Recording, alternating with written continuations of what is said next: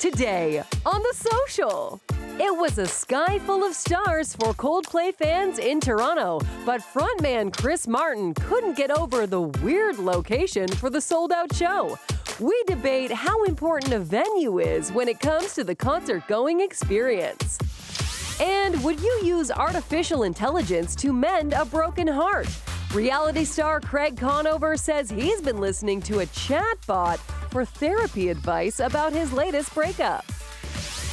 Then, we're going to walk your world with oodles of noodles and sweet surprises, the vibrant flavors of Asian night market snacks. Plus, iron deficiency affects 1 in 3 people, but many cases are undiagnosed. Dr. Sheila tells us what to look out for and what can help. It all starts now on The Social.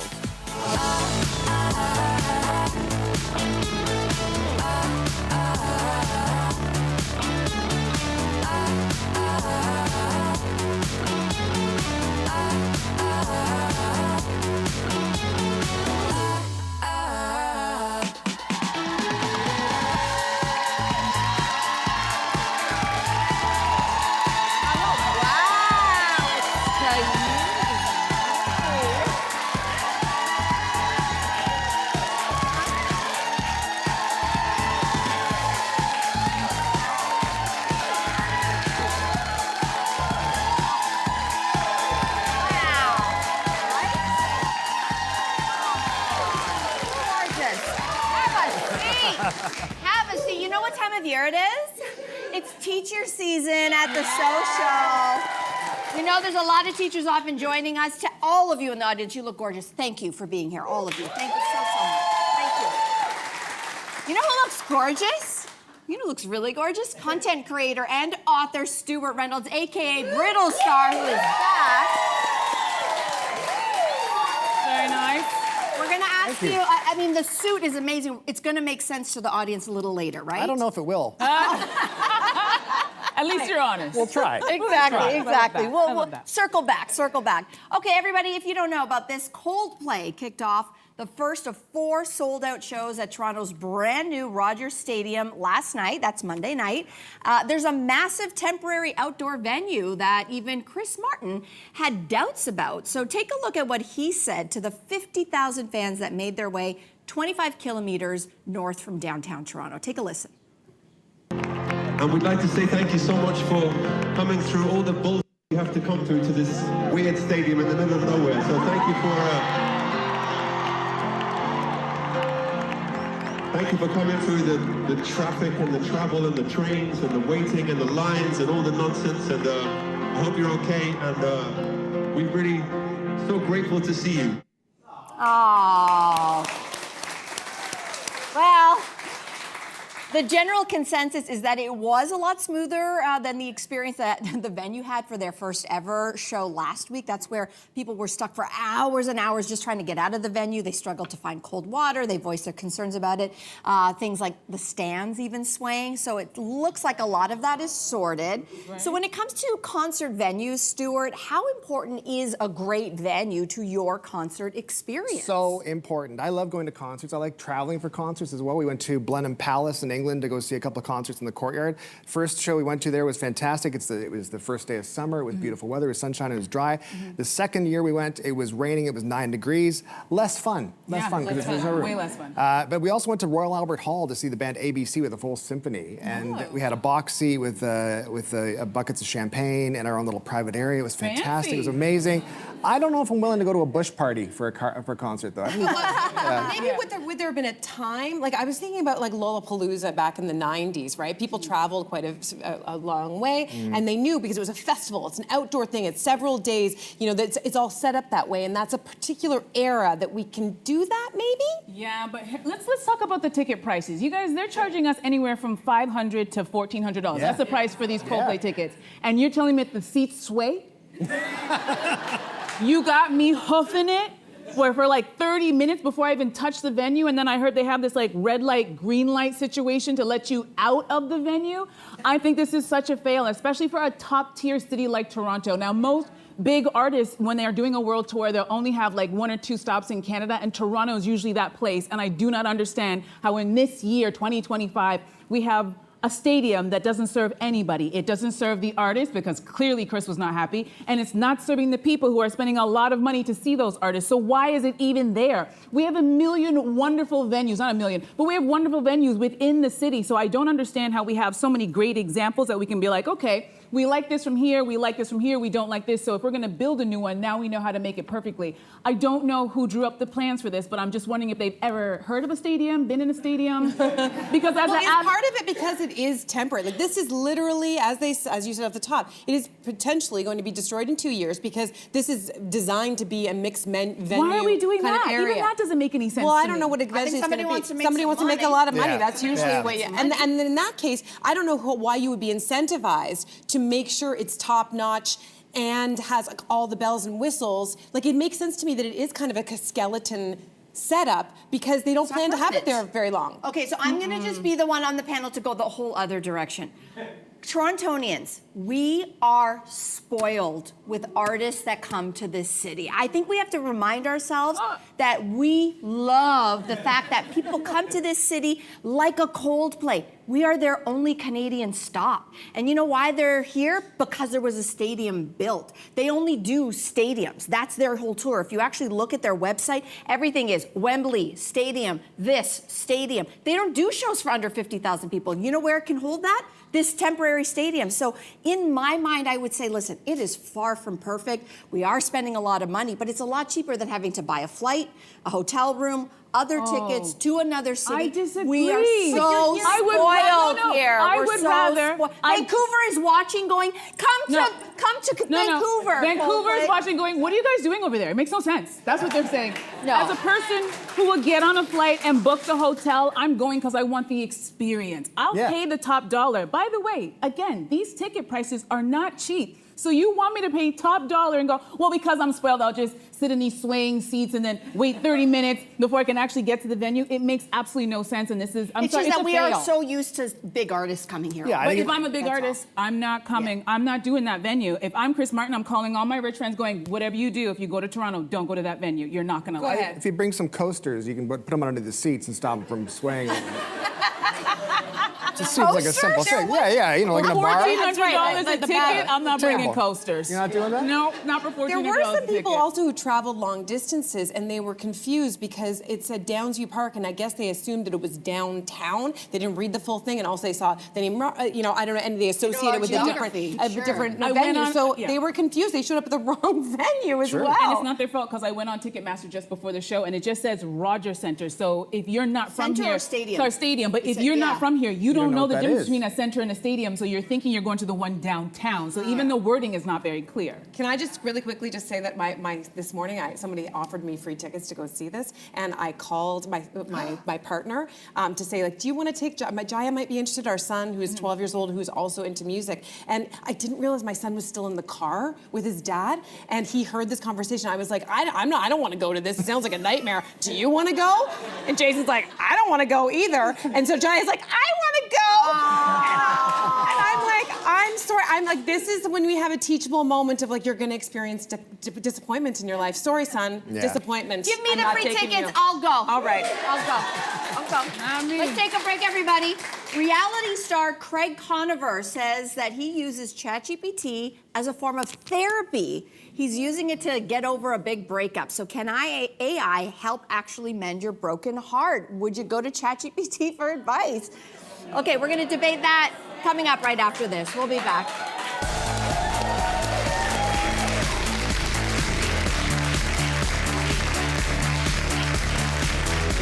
Tomorrow on The Social, it's time to let your hair down. Easy breezy hairstyles for a cute and carefree summer with stylist Jason Lee. This week on The Social, skateboarding phenoms. Samantha Secor and Maisel Paris slide into our studio to show us a few tricks.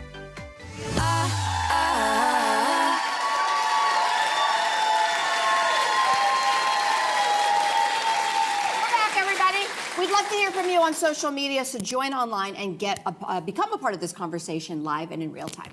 So Southern Charm star Craig Conover revealed on the Toast podcast that he uses ChatGPT as a therapist since his breakup with Paige DeSorbo. So Stewart, what do you think about this whole trend of using AI as a therapist? As a therapist, I think it's probably not the healthiest thing in the world. To me, it'd be like it's like a budgie asking a mirror for advice. It'd be like, how do I look today? You look amazing. It's fantastic. ChatGPT is like asking your crush for advice as well. It's like they just want to make you happy. They want to make you sated and feel like you got something out of it. That's a therapist's job, is to make you cry. That's it. In a good way. In a good I feel way. like some therapists would maybe beg to In a good way. In a good way. Your sister's a therapist. She is, actually, and I think she would have some thoughts about this. Obviously, she doesn't want to be like AI'd out of a job. But I actually think that there are some benefits to people using and not necessarily ChatGPT. There is one that I went on. It's specifically designed for relationship questions, and I thought, this is gonna be crap. So I went on with a kind of fake scenario. And the advice that came back was actually really good. And it was really well researched, and I was throwing curveballs, and I was waiting for something for them to screw up. And right now, at least, what I see as a positive is that it is more accessible for those who can't afford it, those who maybe might need sort of some immediate attention. This could be at least a gateway into it. I don't think it should ever. Not anything serious. Well, I mean, serious. What do we like? I think not a breakup. Not breakup advice is different than I'm having a mental health crisis. Oh, of course. If you're in crisis, you're in crisis, and we need more accessible services for that as well. But I think in the in between, there is really, really great opportunities here, and I don't think we should throw the baby out with the bathwater. No, I'm totally with you. Listen, chatbot, robot, I don't care. Just go to therapy. It's so important. I started going to therapy about 10 years ago, and prior to that, I think I was just like most people, muddling through your life problems, just figuring that you just eat ice cream and it'd be okay, and then you realize, oh boy, I'm surprised I'm not in jail. I'm glad I got that help, but one thing that happens after you go to therapy is that you become acutely aware of people who have not gone to therapy. And you're like, oh, you have not fixed your issues, and no more. That place that I notice it the most is the dating scene. There are a lot of people who have gone through some really bad breakups who really need to talk to somebody, and they underestimate how much they need that therapy. And so I love this, especially for men who have a harder time, I think, talking about their feelings. And I'm hoping that when Craig goes to this chatbot and gets whatever he needs, and then he comes back to Toronto, that all of his feelings about Paige, his ex-fiance from Summer House, I don't know if you guys know the whole story, but he's a very tall, good-looking man, and I'm hoping that when he returns, he'll be all clear and ready for dating so that we can... We can talk. Did you just shoot your shot? Damn right I did. Damn right I did. Get your chatbot to tell you that, Craig. We're waiting for you, Craig. We're waiting. Wow. I'll just say quickly that I do feel like, again, he maybe should be seeing a regular therapist. Like, he probably has access. We'll take what we can get. We'll take what we can get. We'll take what. Do you like the this? chatbot. Yeah, no, I don't like this idea at all. I think, I think it's better than nothing, and there are a lot of accessibility issues, absolutely, but I think it has to come with a big red flag at the top, which is we're not giving real care, we are mimicking care. This is not the replacement for a human. I will never underestimate all the training that your sister and psychiatrists, psychologists that have to do. That is hardcore education. I don't, and there's something about therapy and talk therapy in particular that a computer will never understand. It won't understand body language. It won't understand tone. It won't understand nuance. It doesn't understand, there's so many emotional triggers that you just simply cannot replicate on a computer. And quite frankly, it is the human touch that I think is also part of the healing. I actually think that if you're trying to deal with other humans, you should be dealing with another human to get there. So I don't know. I would never replace it. Those are valid points, but what about giving you those tools until you can find, because finding the right therapist, that in itself is a whole other thing. That's like dating all by right, itself. exactly. So maybe it just gives you the tools to figure it out while you're just kind of having sleepless nights until you find the right person. I like that idea. I didn't think that you were going to take this angle at all on this. I thought you were going to be totally against it until I realized you're just shooting your shot. Well, it's always about shooting the shot. You'll realize that. Stick around. All right, so let's move on. According to the men's style expert at GQ, the skinny boy Playboy mustache is the facial hair of the moment. They do not like it already? Oh my gosh. Okay. They say... Wait, let me get through this. Wait, ladies, wait. Oh my gosh. They say it's daring and sultry and gracing the faces of celebs like Jack Innanen, Benson Boone, and Charles Melton. So I already know how you guys feel, but I'm gonna ask the question. The Playboy stash, yay or nay? No, I might be a lone Tell me how you wolf really in here. feel. I kind of like it. I like it. I think I kind of like it because, like, okay, so in the 80s, we know a lot of Hollywood hunks. No one uses that word anymore because it was a very particular era of the Tom Sellecks and the Burt Reynolds. They had those big bushy mustaches. And but then it popped up in another place. It was in porn, vintage porn movies, okay? And I'm just saying that then it became a sort of like queer, like we saw it a lot on like queer icons. So now it's this kind of like complex melodrama. I just think it's like it's a bit sexy, it's a bit porny, it's a bit queer, and I kind of like all of it. Okay, quick question. How much vintage porn are you watching that you would notice the facial hair of the actors? This is for my TED Talk at some point, which I watch a lot of vintage porn, I will say, and we will leave that for another. Wow. Stewart, would you like to share? I'm just concerned about the family talk that would happen. Where's Mommy? Downstairs with her projector. I'm not allowed to. My wife would shave it off, if not strangle me, if I grew one of those mustaches. I look like someone. If I grew a mustache, I would look like someone who was trying to break into the porn industry and couldn't do it. It's not a good look. I would end up being on a list somewhere. Listen, I think facial hair is the push-up bra for the face for men. Like, it can hide a multitude, a thin lip, a soft chin. Facial hair helps a lot of guys, so I think it's fine. But we also have to point out the obvious. Every man that was up there was a good-looking guy who didn't need facial hair or, the mustache or no mustache. But I think it's very important for a lot of men. Some of us are dating and in love with men where if we saw them without that beard, we would break up with them immediately. So I'm here for the facial hair. Yeah, I'm not. I say nothing screams narcissist like that mustache. Anyway, moving on. Next, we're going to take a break. Restaurant etiquette. Is it causing a stir if you actually say, hey, server, this food is bad? Okay? So we're going to give you a scenario and give you our take on it right after this. We'll be right back.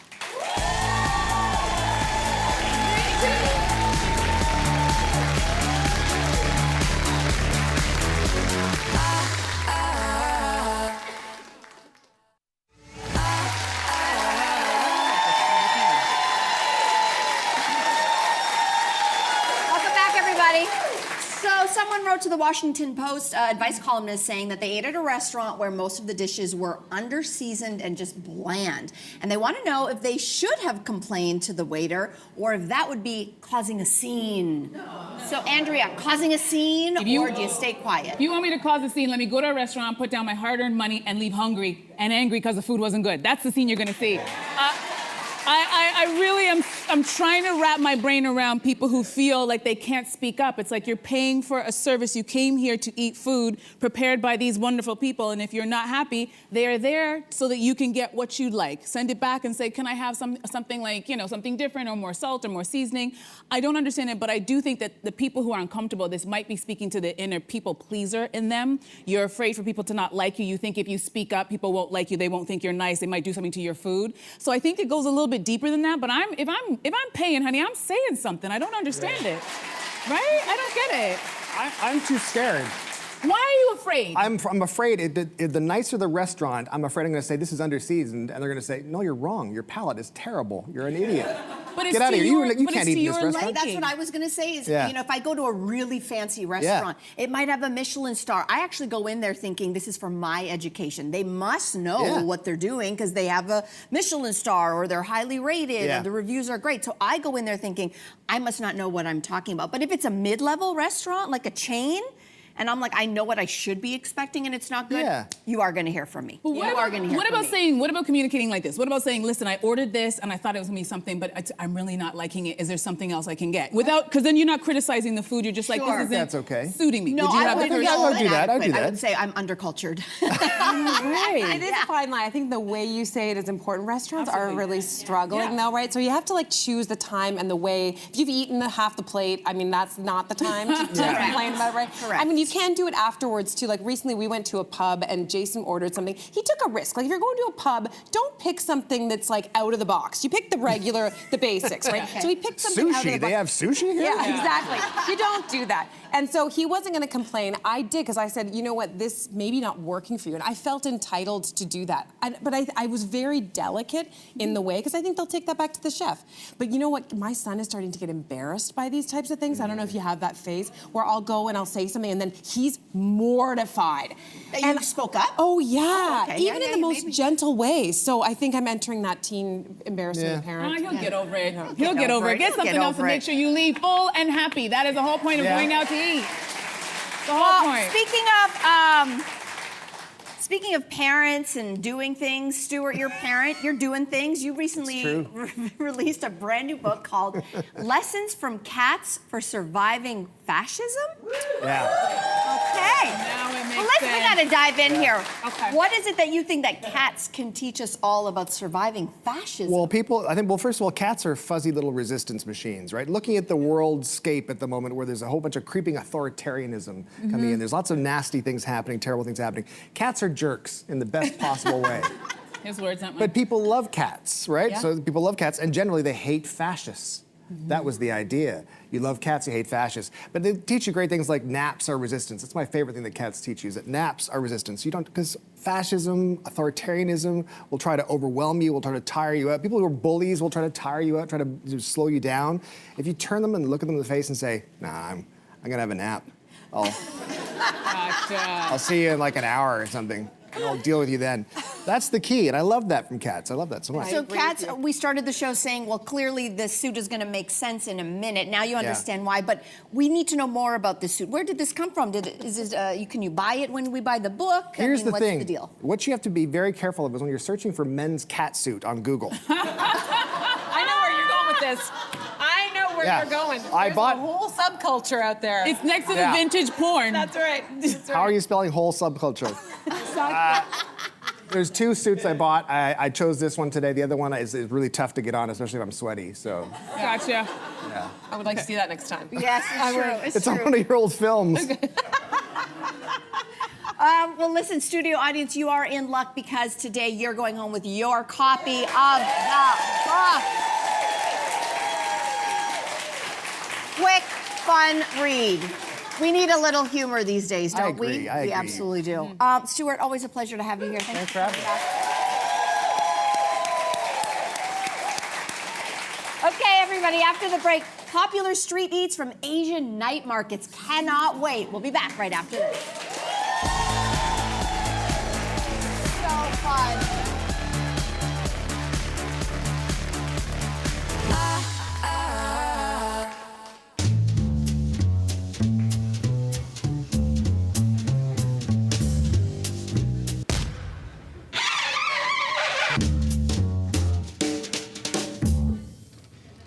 This Audible is next level. Dashin Wallace is just a teen on vacation until he accidentally desecrates sacred ground, unleashing an ancient curse that only his family can break by confronting their darkest secrets. What are the chances? This could be interesting.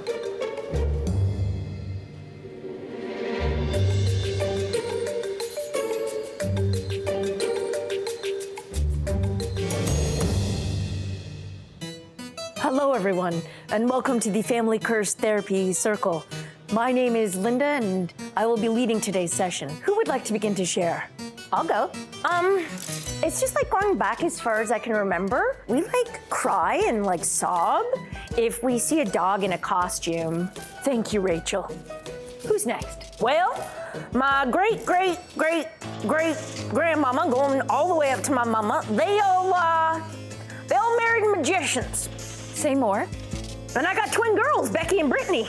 What if they go on and marry a magician too? Thank you.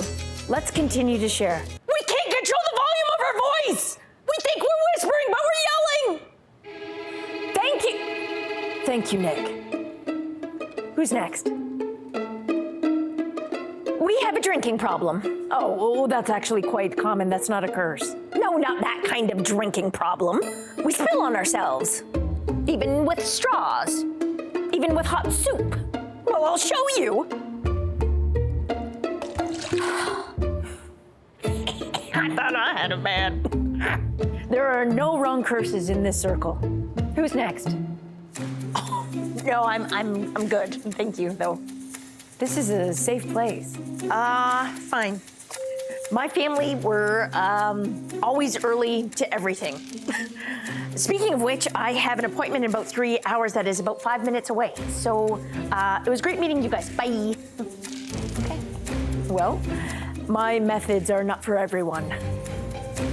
Some curses are generational. Some are just weird. And maybe some are contagious?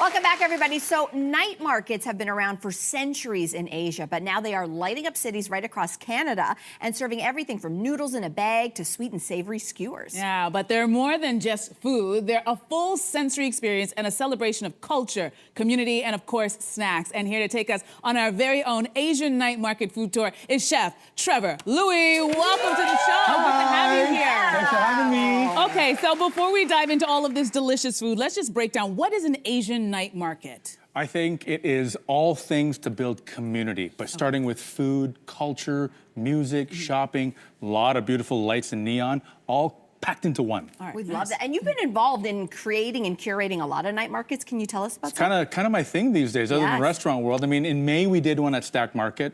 15,000 people came out for one day. Wow. This Oh my weekend we got one called ARC Asian Roots Collective with Simu and Jeremy Lin and a bunch of celebrities. So we're doing a night market there as well. That's Wow. awesome. All right, so now we're getting an invite to the next one. Of course, Trevor. Of course. DM me. All right. We'll talk after the show. All right. So one thing you're going to find for sure at the Asian night market are things in bags. Let's start off with the drinks. What did you bring for us? Well, it's always full of color, right? And so we've started here with color as well. And please grab one once I walk you Which through one it. do you want Okay. now? The one on the right is taro milk tea. Taro, okay, not Oh, yet. try that No, one? not A yet. little Okay. healthier and good for your skin in the middle is jasmine tea with Okay, I'll aloe. take that. I'll take Okay. that. So aloe Okay. jelly. You want Yeah. Okay, good for the Yeah. skin. Here we Skin. go. And it's ready to go. Hold on. Just sip and go. And then the middle one is milk with mango pulp, and this is traditional milk tea.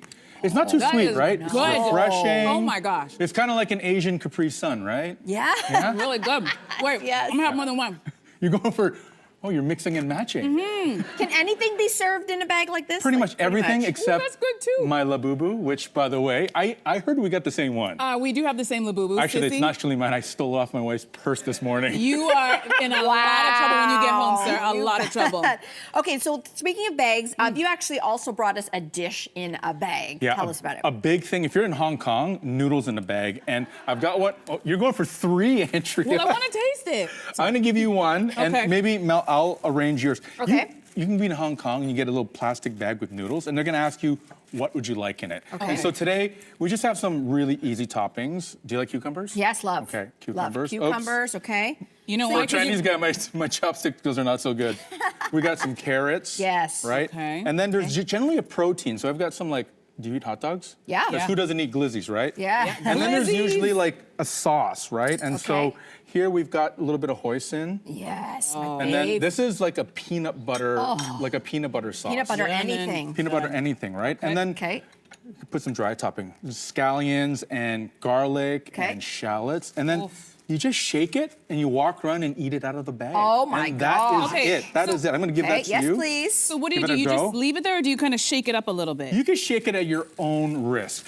It depends what you're wearing. You're wearing white today. Wearing a nice white A lot jacket. of times. Here, I'll show you, Andrew. Okay. A lot What's of a times, safe way so to this do is it? this is beef shank, so it's not that wet. Okay. As I say that, they kind of do this, Oh, I'm gonna. and then they'll tie it, and you walk around with it, and then it's kind of like away you go. Okay, I love this. Oh my Asian God, fast this food. is so good. Okay, wait, I'm going in. I'm going in. This is good. Okay, so, oh my God. So we have one type of noodle, but how many noodles can you find at a Asian night market? You know, if you're in Thailand, you could have pad thai in the street, which I've had, and I got a tattoo at the same time, having pad thai. Yes, I did that. I did it. You can have khao soi. If you're in Japan, you've got ramen and soba. If you're in Korea, you've got jjajangmyeon and japchae. If you're in Italy, they got this thing called pasta.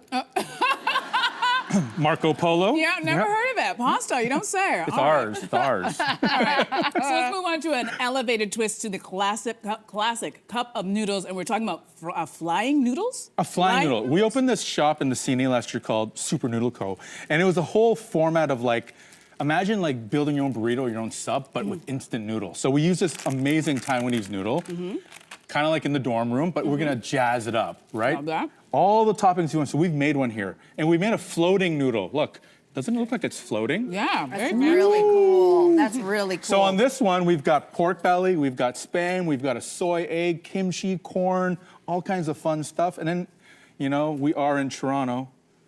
We gotta add that glizz. We gotta have that glizzy in there. That glizzy right there. Perfect. Oh, we'll just do that. How about that? So the protein and is there. apparently, That's the spam. you like spam, Yes, heard. I love spam. Do you guys like spam? Who doesn't like spam? Who doesn't like meat in a can? Wow. You guys are really quiet, which means you're uppity, but that's fine. I'll eat the spam. All right, so let's talk about another popular market snack, and then we're talking about skewers, and you have a whole lot. So break down what you brought for us today. I brought the small squid today. Wow. This is a small one, right? I love. So depending where you are in the world, same thing, right? Filipinos love a lot of that sweet pork skewers. Yep. We've got beef, we've got chicken, tofu. Me and hot dogs today. I don't know what it is. You're into a I don't know glizzy. what it is. But Taiwanese sausage, fish balls, Yep. Okay.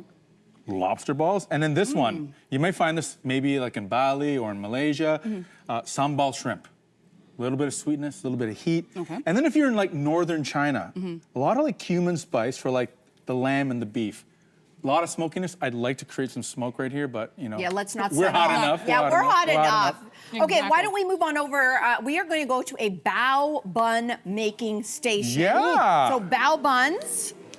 Okay, first of all, what are, for people who aren't familiar, what are bao buns? So if you're speaking phonetically in Cantonese, bao actually just means bread. So any kind of bread could be called bao. But today, we're doing these open-faced baos, which I like to call my fluffy pillows. Yes. Right, so if you yes. just kind of like, you want to do Well, this? they are Yeah. fluffy. Yeah, they are fluffy, okay. right? Steamed perfectly. So why don't you grab one each? Okay. All right, and you're gonna show us how to build one, right? Yeah. Okay, it's simple. Picture. Okay. It's like taco Ooh. night, Okay, gotcha. except you're at my house, okay? Gotcha.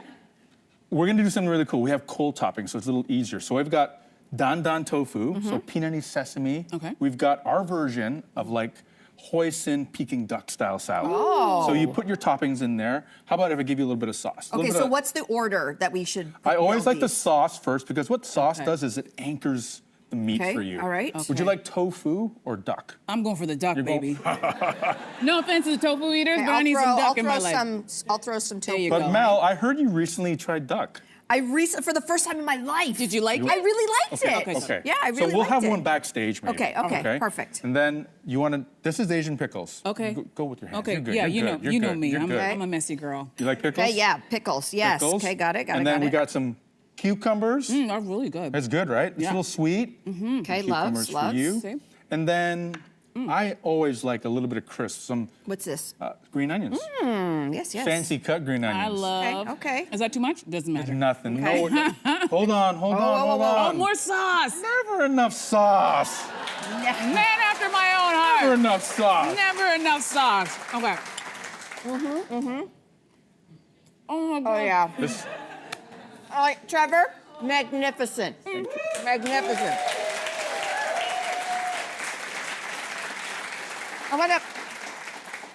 What makes these bao buns so special? Like, how'd you make them? me. Obviously. It's, you know, it's all about timing, right? If you've got the right water and the right heat, they're gonna fluff up perfectly. Absolutely beautiful. Trevor, we have been to the Asian night market today. This is a great time. Thank you. All right, we're going to enjoy these on our break. After that, we've got Dr. Sheila, who is back. She's going to tell us what we need to know about iron deficiency, especially ladies. Listen up. We'll be back right after this. Wow.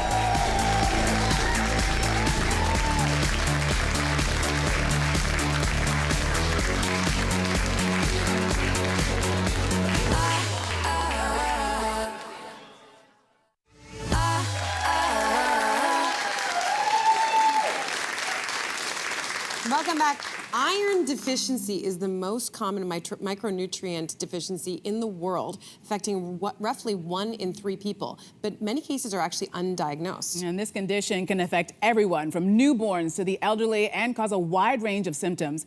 And here to tell us more about iron deficiency and what to look out for is Dr. Sheila Wajayasinghe. Welcome back to the show. Good to see you. All right.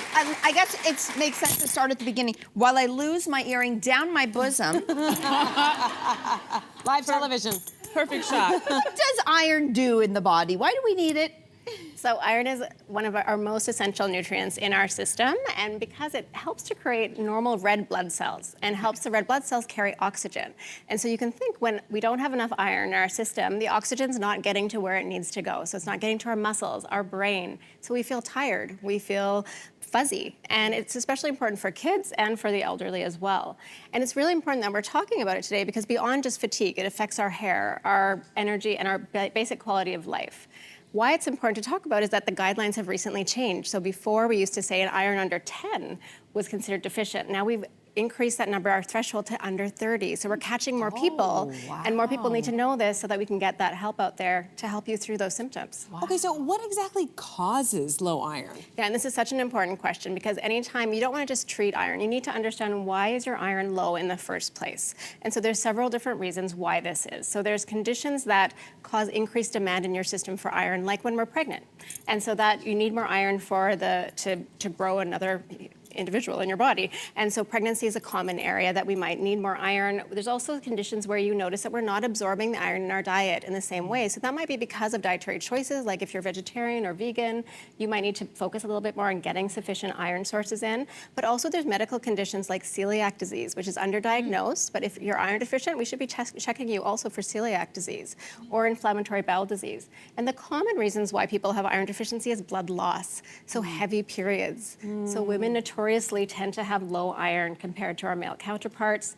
And this is really important because if we treat that heavy period, we can get rid of the iron deficiency and actually increase people's irons. And most importantly, iron deficiency can be a hint for hidden blood loss, like colorectal cancer. So if I have a patient who comes in and they have iron deficiency and I can't find another reason, I need to make sure that they don't have colon cancer. And so it can be life-saving to know if you have iron deficiency or not. Wow. Wow, I have no idea. All right, so Dr. Sheila, some people may have their blood work done and that they find that their hemoglobin is normal, but they have still experienced these symptoms. Can they still be low on iron? Yeah, that's a great question, Andrea, because we usually check people for complete blood count, which is looking at your red blood cell count. But we're missing, are we looking for the iron deficiency? Because we used to think that anemia was what caused symptoms, but actually iron deficiency, if your iron stores are low, and the specific test that we need to do is something called ferritin. And ferritin is that number. If it's under 30 now, that means that you're low in iron. It's a precursor to actual anemia, which is a much harder thing to treat. So we want to catch people before that stage happens. So when you're getting tested, don't just get your complete blood count. You also need to get your ferritin. And in some cases, we do iron studies specifically as well. Okay, yeah, and you can ask your doctor. You can I ask need for to get my ferritin. ferritin Exactly. tested. That's your iron store. Okay, got it. Okay, so if someone is deficient in iron, what does that feel like? So a number of different symptoms. Commonly we think of fatigue, low energy. You might also notice you have paler skin, especially under your eyes here. If you want to try, you can pull down your eye a little bit, and I can tell you right now, you might have a little bit of a paleness there or not. A paleness? Yeah. Oh, so, yeah, so yours is a little bit pale. I'm a little pale? Yeah. Oh my God. So this is where something. This is the panic. This is not to panic, but this is why it means that it's not exclusive, but it means that maybe you should get checked, your iron store. Things like you might also get short of breath. So if you're going up the stairs, doing the groceries, you might notice that you're getting short of breath because you're not getting oxygen in the same way as cold hands and feet, and a regular heartbeat can also happen. Then there's a less common but also really important symptoms to think about, like our hair. Our hair can fall out if our ferritin level is under 60 or 70 even. So we need to be even higher than what deficiency is. You can get restless leg syndrome at nighttime. Your nails can change. And there's a special condition called pica where you crave soil or ice chips. And I have patients in my practice who come in and my daughter is chewing on soil. I'm like, she has iron deficiency likely. And so we need to test for that. So these little clues in the different symptoms that you have that can really tell us a lot about iron deficiency. Okay, wow. Okay, so barring those symptoms, like, are there any, like, who should be screened for iron deficiency? Yeah, so anybody who is losing blood. So I always do it for all of my patients who are menstruating. I do an iron check as well to make sure, because we underdiagnose it.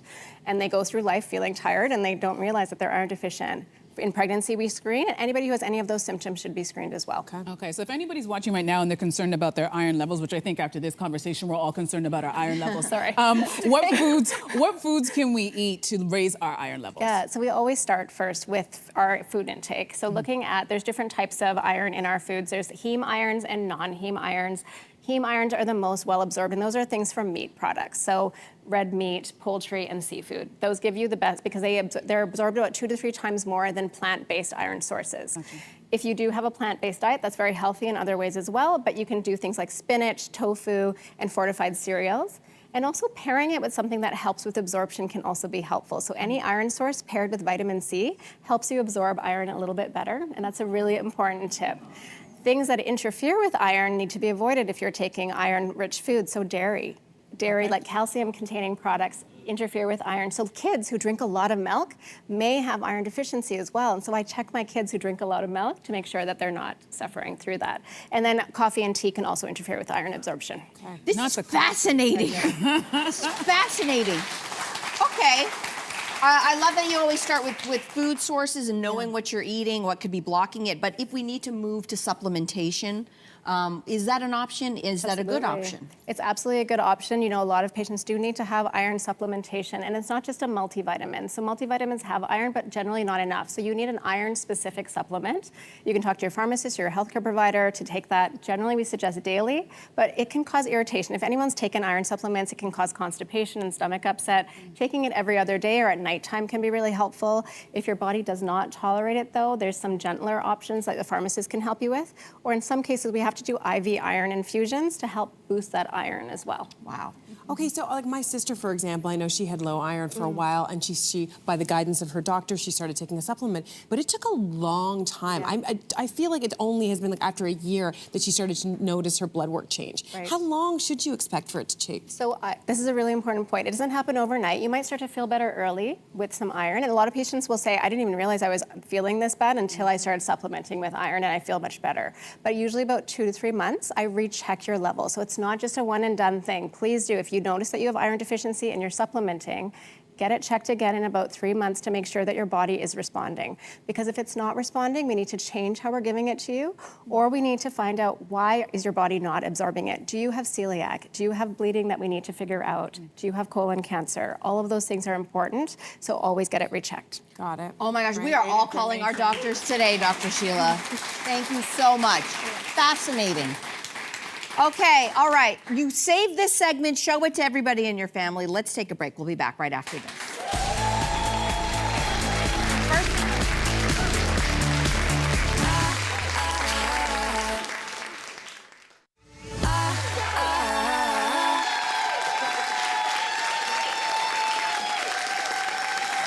All right, next time on the Show, we've got writer Cheyenne Marie Sage with us telling us about tackling generational trauma in her best-selling memoir called Soft as Bones. That's going to be a fascinating conversation. Also, stylist Jason Lee is back with no sweat summer hairstyles. Do you have any go-to looks? Oh my God, for the summer? A good wig fixes everything, baby. Even in the heat. Sweat. Yeah, even the hair is different. My own hair would be a disaster. These, perfect. Fascinating. Yeah, throw up in a top knot. That's it. Top knot for the win. Thank you all for being here. You were fabulous. Thank you for tuning in. See you tomorrow. Bye-bye.